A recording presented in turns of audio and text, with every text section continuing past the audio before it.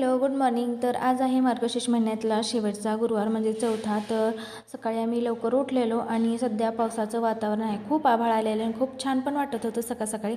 आरूला सध्या नाताळच्या सुट्ट्या आहेत त्यामुळे ती फ्रेश होऊन खेळत बसलेली. त्यानंतर आमचं आवरलं, चहा वगैरे पिऊन झाला आणि आज गुरुवार असल्यामुळे आणि हे पण घरी होते त्यामुळे सध्या मी 2-3 पुऱ्या बनवते गरम गरम, जास्त तेलकटही होत नाही. त्यानंतर भजी बनवली, त्यानंतर वाटाणा आणि बटाट्याची भाजी, भात वगैरे बनवून झाला.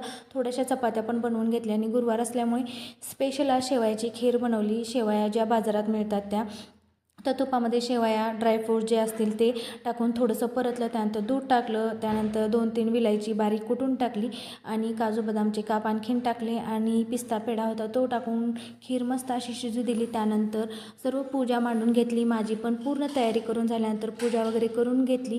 खूप छान आणि प्रसन्न वाटलं आणि लास्टचा गुरुवार होता त्यामुळे पोथी वगैरे वाचून आरती वगैरे करून झाली. त्यानंतर नैवेद्य दाखवला आणि आम्ही जेवण करून घेतलं.